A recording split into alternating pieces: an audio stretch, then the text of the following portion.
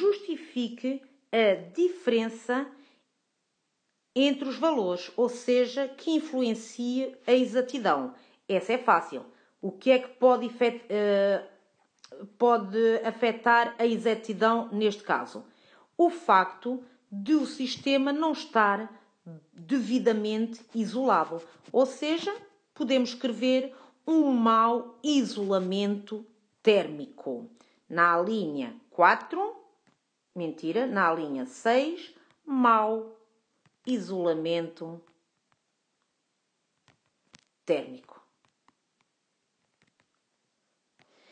Na linha B do exercício, diz: outro grupo de alunos usou um bloco de chumbo de 3,2 kg. Portanto, a massa 3,2 kg, que já está no Sistema Internacional de Unidades. Foram registando a temperatura em intervalos de tempo iguais e temos a tabela de dados experimentais. Energia em função, deve ser a temperatura em função da energia fornecida. Primeiro, indique de que modo os alunos puderam medir indiretamente a energia fornecida ao bloco em intervalos de tempos sucessivos. Ora bem, para determinar a energia, indiretamente, é através de cálculo, os alunos precisam de conhecer a potência e o intervalo de tempo. Para conhecer a potência, os alunos precisaram de medir a diferença de potencial e a corrente elétrica. Então, o que é que tiveram que fazer? Medir a diferença de potencial com um voltímetro, medir a corrente elétrica com um amperímetro, multiplicar estes valores para cada medição e depois pelo intervalo de tempo, obtendo assim cada um destes valores da energia que se encontra no gráfico. A linha seguinte: determine, a partir do gráfico da variação da temperatura,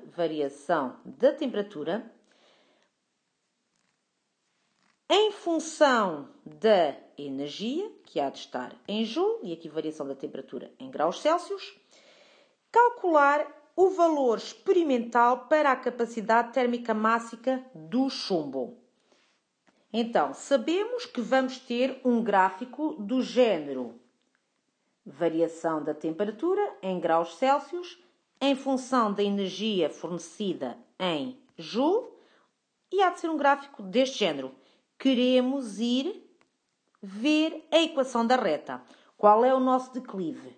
O declive, variação da temperatura em função da energia, ou seja, o inverso do produto da massa pela capacidade térmica máxima. Então, o nosso declive vai ser este e vamos ter que se este é o nosso declive, vamos ter que o valor obtido fazer o seu inverso e depois ter em conta a massa. Vamos fazer. Para isso, vamos pôr na nossa calculadora os valores que estão aqui na energia, aqui, estes valores, que vão ser o do eixo dos x. São um fator independente. E como eixo do y, temos a variação da temperatura, que é o dependente. Na minha calculadora já introduzi então os valores para o eixo do y e do eixo do x, sendo aqueles que eu já tinha dito anteriormente, eixo do y, a variação da temperatura, eixo do x, a energia. Então, já estão nas tabelas e vou obter um gráfico, como previsto, linear. Assim. Vou fazer a regressão linear, está aqui. Neste caso, estou a usar uma Casio FX 9860. No exercício da atividade laboratorial 3.1, usei uma Inspire. E vamos ver o que é que nos indica os valores que estão na reta da regressão linear.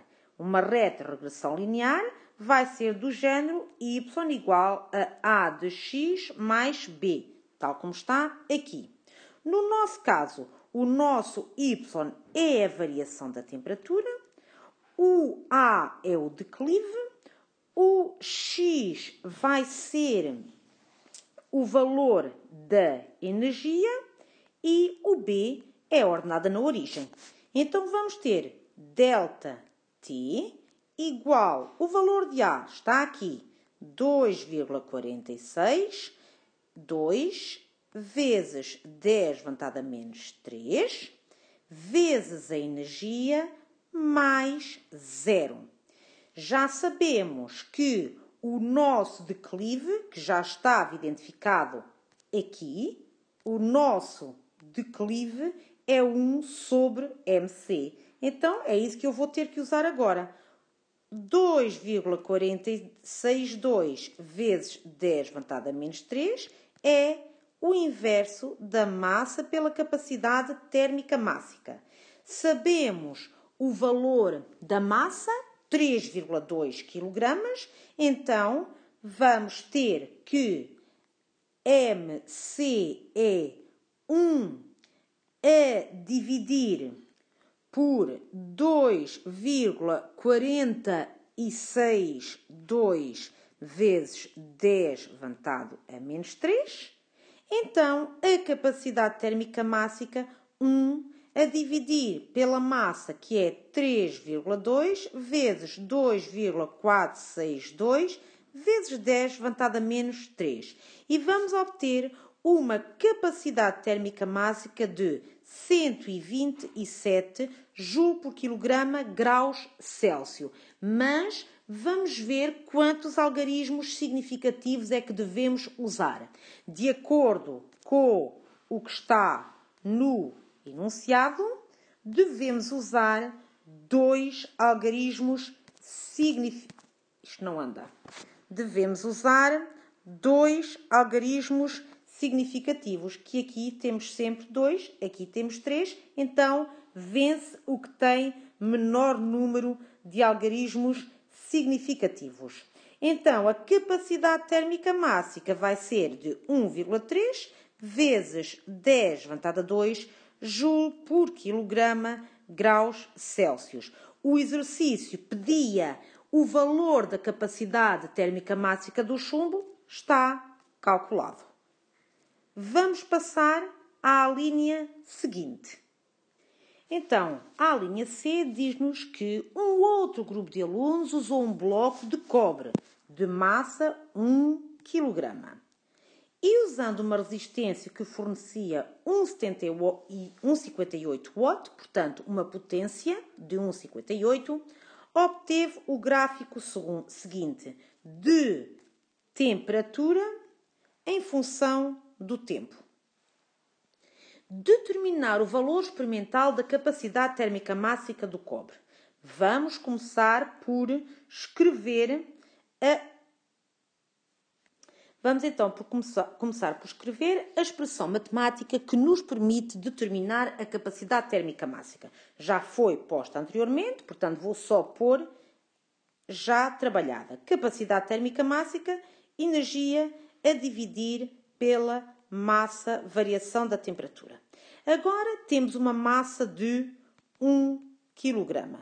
Precisamos da energia e da variação da temperatura.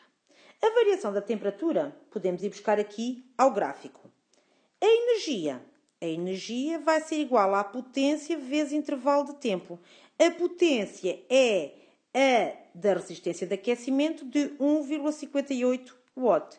O tempo, vamos buscar aqui ao nosso gráfico.